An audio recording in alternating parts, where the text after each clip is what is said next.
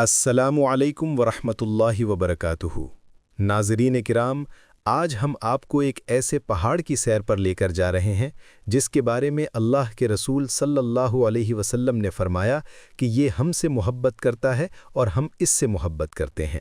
جی ہاں، ہم بات کر رہے ہیں جبل احد کی، جو مدینہ طیبہ کے شمال میں مسجد نبوی سے تقریباً 3.5 کلومیٹر کی دوری پر واقع ہے۔ سطح سمندر سے 1008 میٹر بلند یہ عظیم الشان پہاڑ صرف پتھروں کا مجموعہ نہیں بلکہ تاریخ اسلام کا وہ گواہ ہے جس نے حق و باطل کے مارکے اپنی آنکھوں سے دیکھے ہیں۔ احادیث مبارکہ کے مطابق یہ جنت کے پہاڑوں میں سے ایک پہاڑ ہے۔ آگے بڑھنے سے پہلے اگر آپ ہمارے چینل پر نئے ہیں تو ابو بکر زبیر کو ابھی سبسکرائب کر لیں اور بیل آئیکن کو دبا دیں تاکہ آپ کو ایسی مزید ایمان افروز ویڈیوز ملتی رہیں۔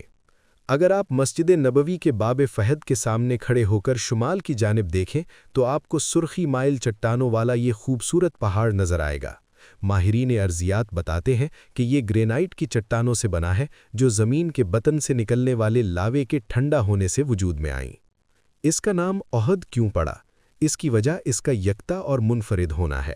مدینہ کے دوسرے پہاڑ ایک زنجیر کی طرح آپس میں جڑے ہوئے ہیں، لیکن جبل احد بالکل الگ تھلگ اور اپنی وحدت میں اکیلا کھڑا ہے۔ بعض روایات کے مطابق اس کا نام قدیم یہودی قبیلوں کے ایک قبیلے احد یا اوہود کے نام پر بھی ہو سکتا ہے جو یہاں قیام پذیر تھے۔ جبل احد تاریخ اسلام کا وہ ورق ہے جو ہر آنے والے کو زبان حال سے غزوہ احد کا قصہ سناتا ہے۔ اسی کے دامن میں کفر و اسلام کا وہ عظیم معرکہ ہوا جہاں جانثاران مصطفیٰ صلی اللہ علیہ وسلم نے اپنے خون کا نذرانہ پیش کیا۔ آج بھی جب ہم اس کی خاموش وادیوں کو دیکھتے ہیں تو ذہن میں ان نعرہ تکبیر کی گونج سنائی دیتی ہے جو سیدنا علی کرم اللہ وجہہ اور حضرت ابو دجانہ رضی اللہ عنہ نے بلند کیے تھے۔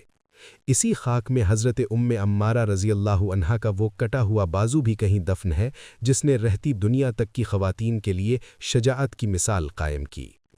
اس پہاڑ کی مٹی کی سرخی ہمیں ان 70 شہداء کی یاد دلاتی ہے جو یہاں محو استراحت ہے، جن کے سالار سید الشہداء حضرت امیر حمزہ رضی اللہ عنہ اور حضرت مصعب بن عمیر رضی اللہ عنہ ہیں۔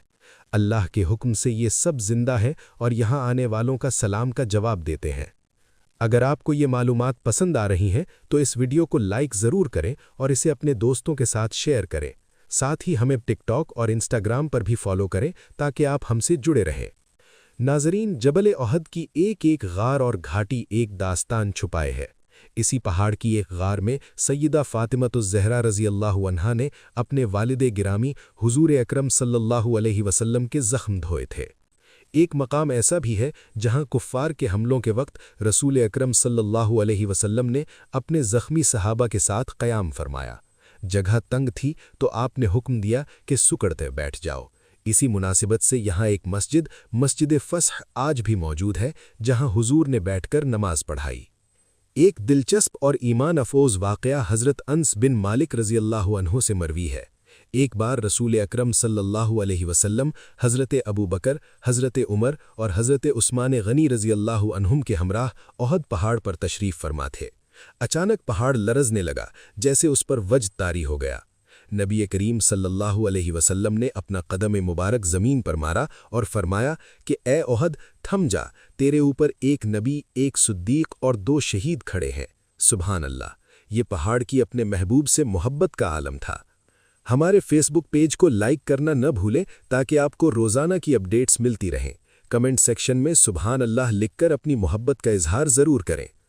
چونکہ جبل احد حدود حرم مدینہ کے اندر ہے، اس لیے اس کے درختوں اور جانوروں کا احترام بھی ہم پر واجب ہے۔